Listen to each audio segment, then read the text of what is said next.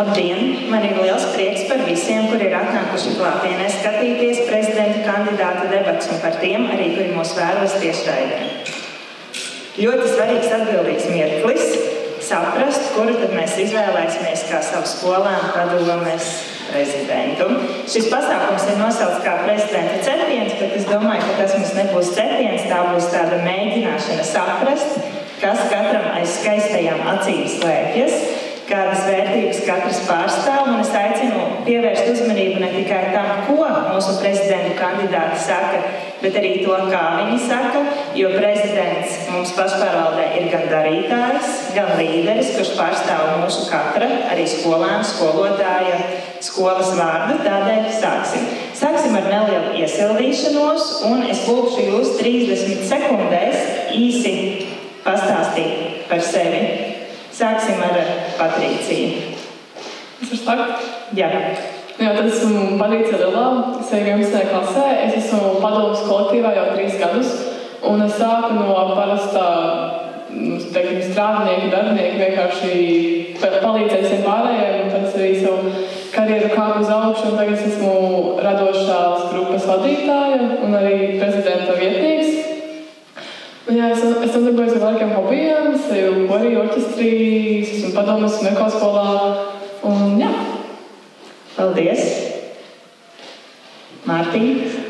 Jā, sveiki, mani sauc Mārtiņš, es mācos 10. klasē, padomē darbojos kopš 9. klases, tas ir pagājušā gada septembra, mācību gada septembra. Šobrīd padomē esmu sekretārs, šajā amatā strādāju kopš pagājušā mācību gada 2. semestra, kā arī es mācos mākslas skolā, Mediju akadēmijā, tas ir Rīgā, Latvijas televīzijā. Jā, paldies. Tagad tāds mazliet āķīgāks jautājums, arī joprojām iesildīšanās. Mārtiņ, ar kādu dzīvnieku tu sevi salīdzinātu un kāpēc? Es nemācēšu tā atbildēt, bet es sevi salīdzinātu ar...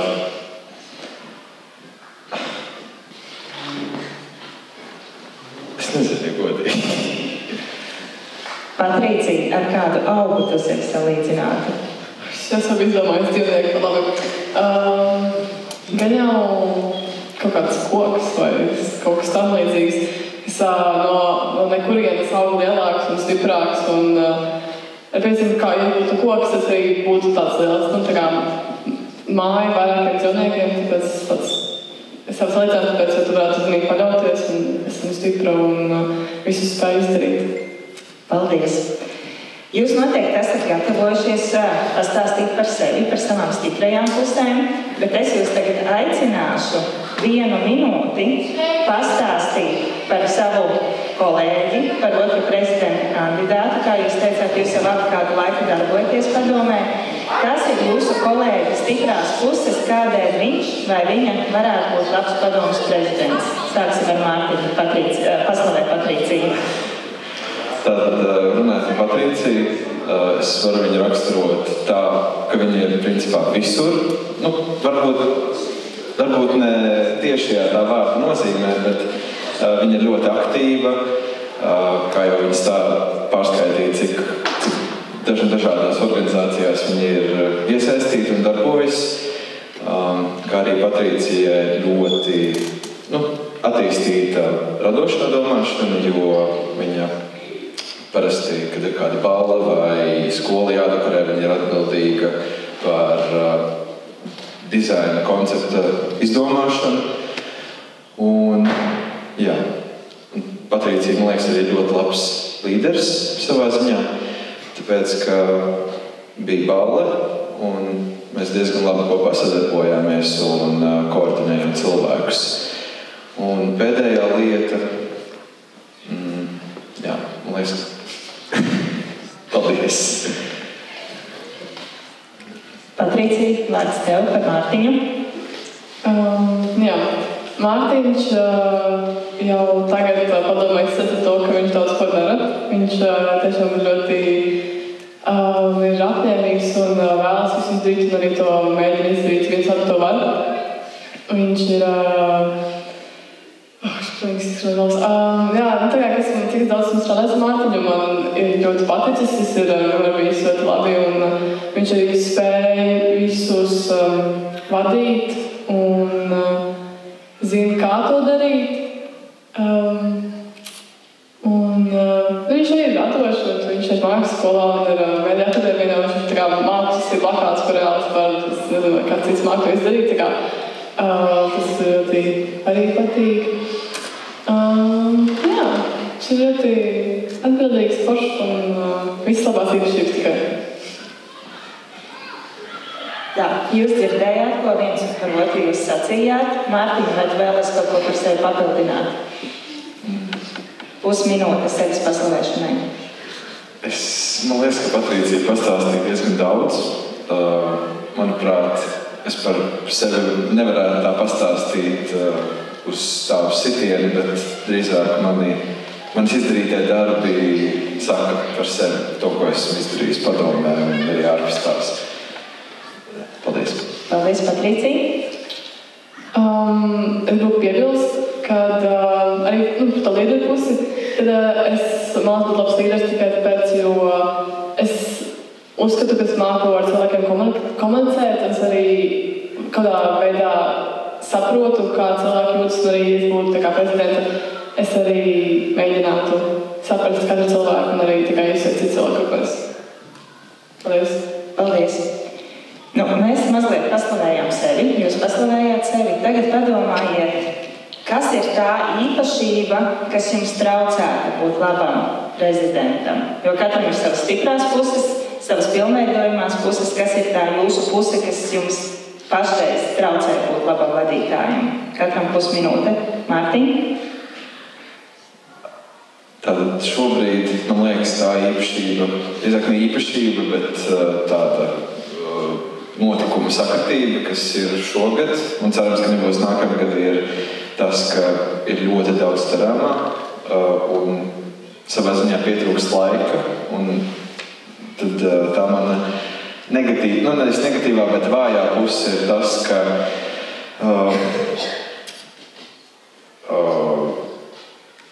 es atvainojos. Nespēju koordinēt laiku. Jā, pusminūte. Ir pusminūte, ļāvies, Patricija. Jā, man arī būtu līdzīgi Mārtiņam, kad tagad ir pavasaris un nenormāli saspringti un tā kā briesmīgi saspringti. Bet zinu, ka nākamgad mums mazāk, brīvāks laiks, jo 12. klase nav tik sarežģīta kā 11.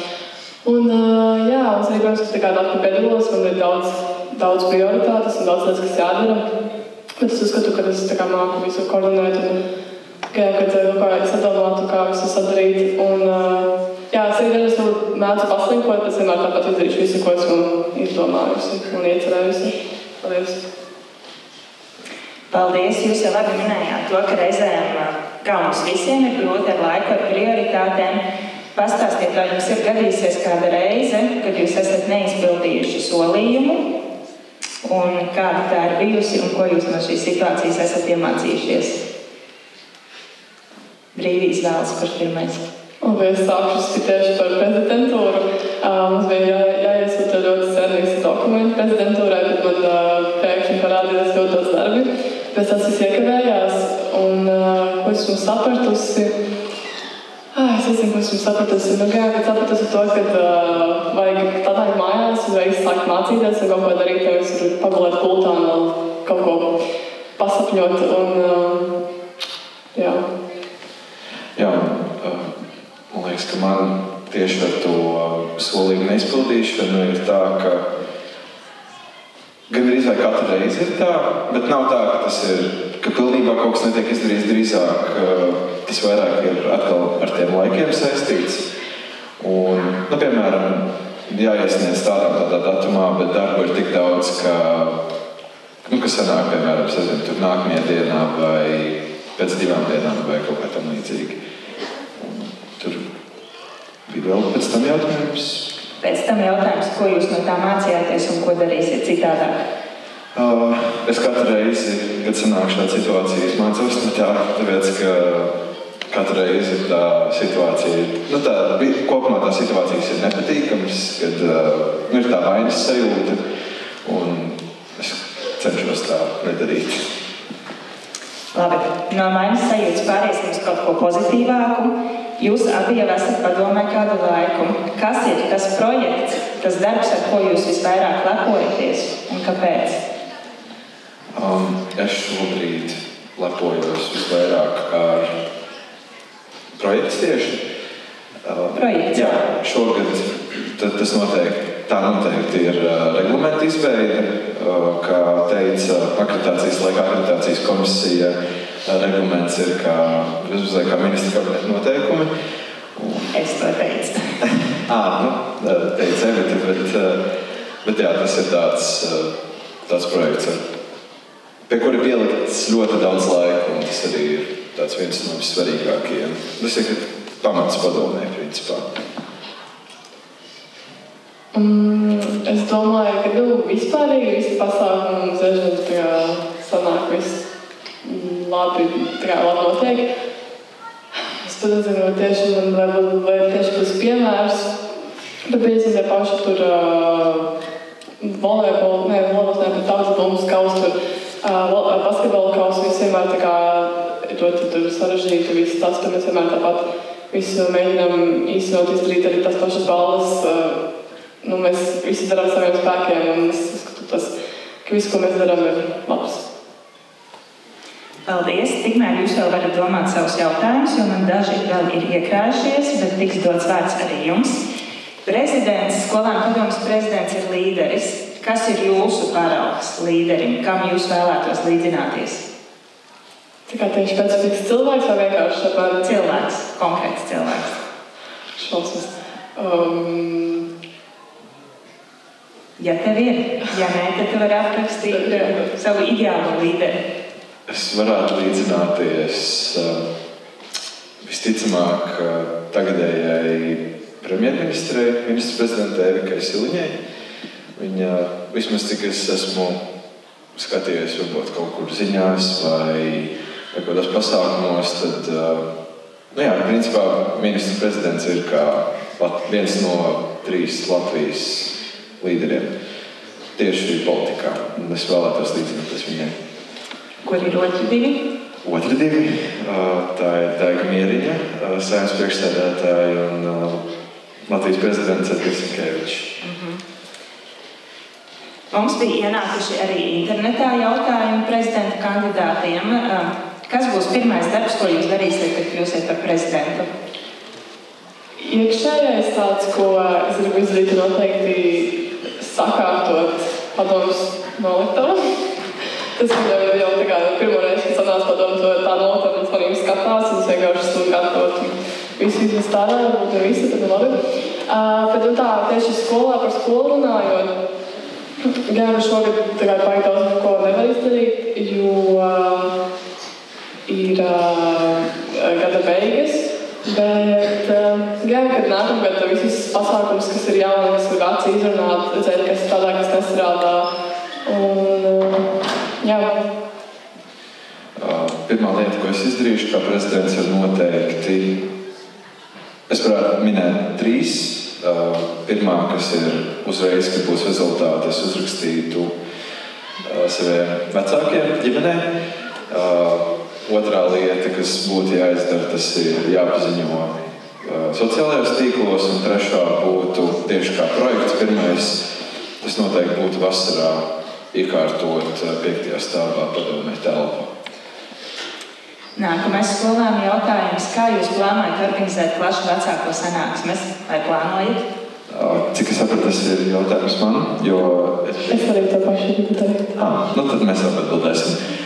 Principā, tieši, ja jautā no organizatoriskās puses, no katrā klasē tiks izvirzīts klases vecākais, un sanāk reizi mēnesī, būs kā padomas sēdes, tikai būs klašu vecākajiem. Runāsim par svarīgām lietām un tā tālāk un tam līdzīgi. Mums arī kā Mārtiņš teica, es gribu tieši viens mēnesī, kad ir kaut kādas svarīgi datumi, kāds laiks ir bijis, kādi pasākumi notikuši, ar klašu vecākiem satikties, un lai viņi arī pēc tam parunāja savām klasēm un saprast, kas patīk, kas nepatīk, kas ir jāmaina. Es vēlētos uzsīt varbūt vēl retāk atklātās sēdes, kur pilnīgi var visi nākt, tie, kas tur ir darbinieki, skolēni, un vienkārši dzirdēt, kas ir aktuāls, kas notiek tuvākajā laikā. Un, jā. Jā, atklātās sēdes arī manā vēlēšanu programmā. Kā jūs plānojat iesaistīt un uzrunāt tos skolēnus, kuri nav tik aktīvi un kuri līdz šim nejūtas iesaistīt skolas dzīvē? Noteikti viena noteikti būtu jārīko kaut kādi pasākumi. Es nezinu, visticamāk stundu laikā, lai tie skolēni, kas neiesaistās, lai viņi ierastos. Un pasākumi, kur varētu varbūt laust ledus starp skolēniem un varbūt arī starp skolēnu padomi un varbūt vadību. Tas nebūtu klašu audzinātāju kompetence?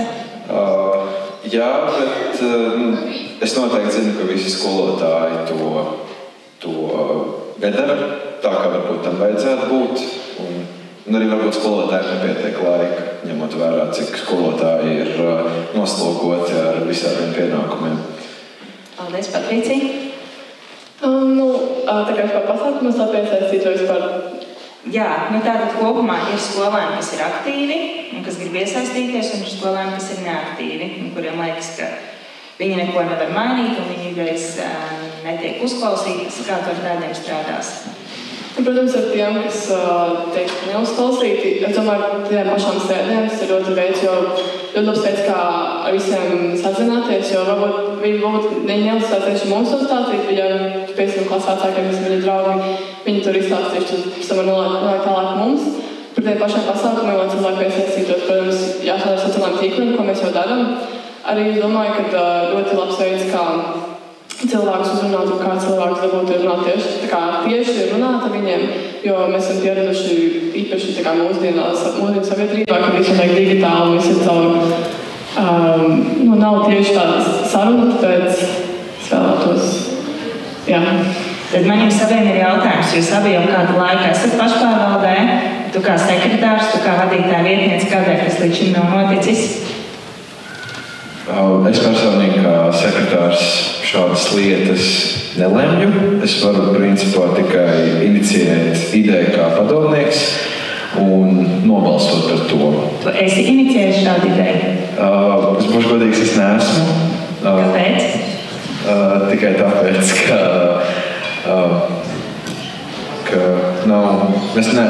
es personīgi neesmu aizdomājies par kaut ko tam līdzīgu un arī nav iniciēta tāda ideja.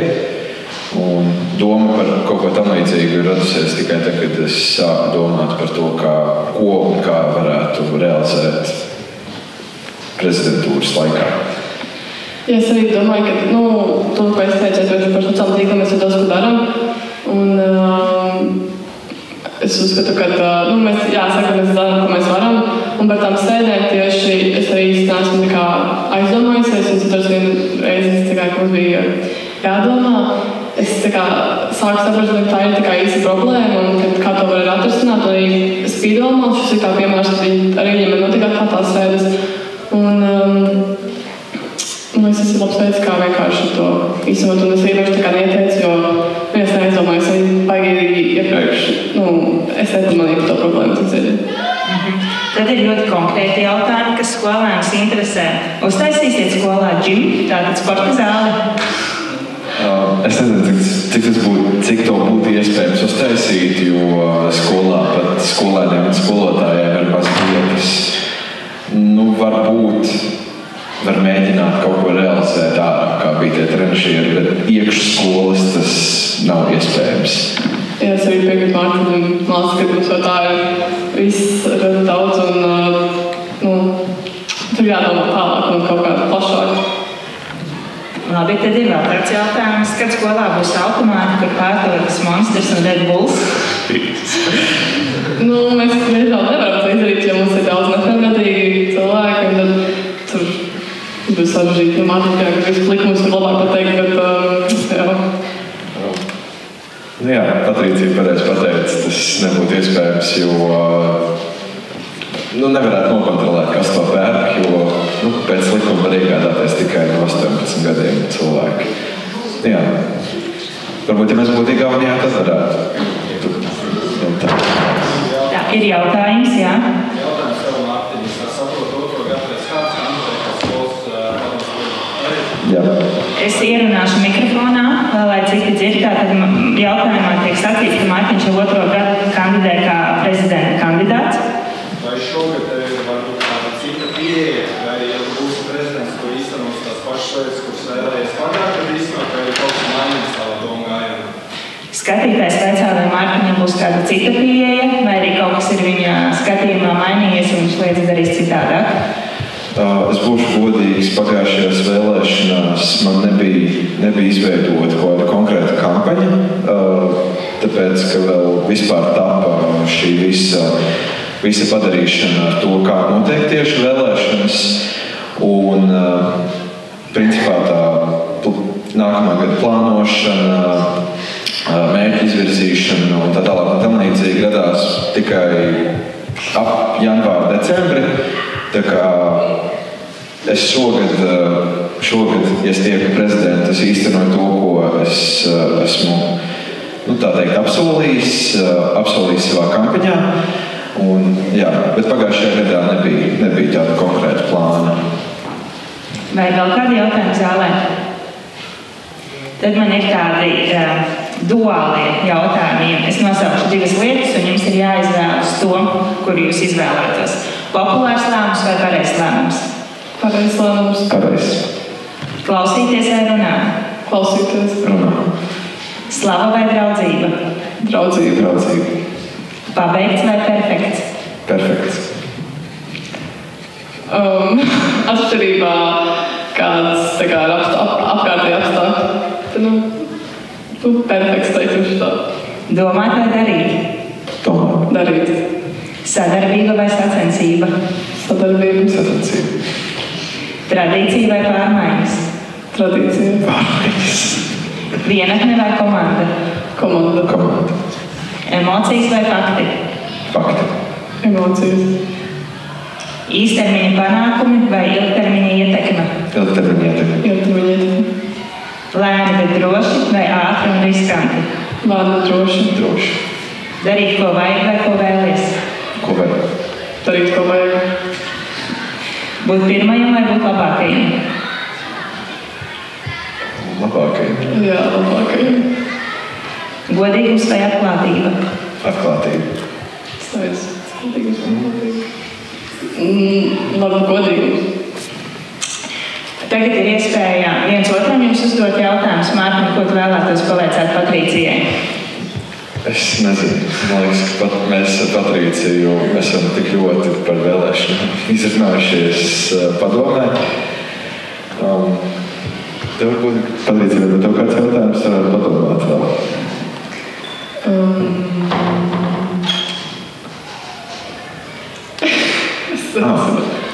Kā tu plāno uzlabot skolas vidi? Tev minēja par to savā afišā vēlēšana. Es domāju, ka skolas vidas uzlabošana sāks ar pašu padomi. Ja padomi būs saliedēta un radoša, tad arī nāks jaunas un radošas idejas.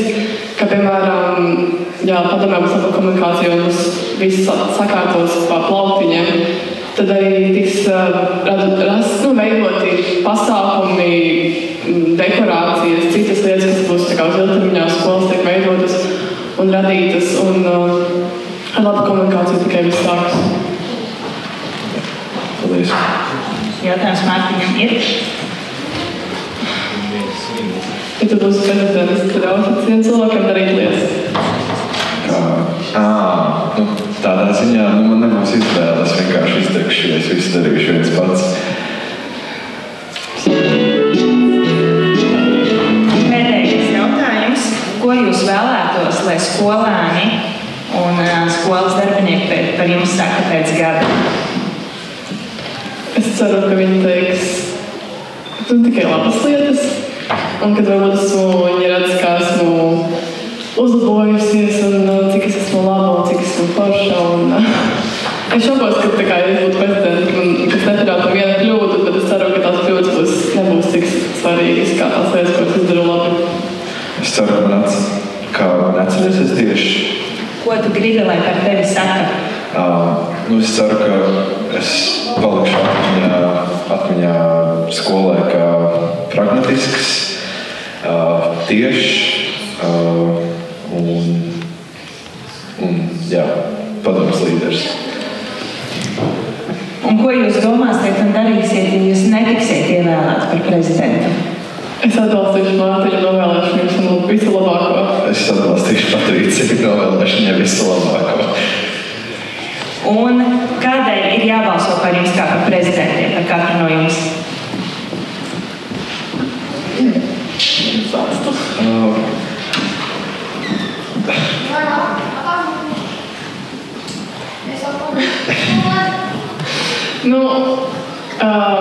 Ja jūs balsosiet par mani, jūs balsosiet par draudzību, jūs balsosiet par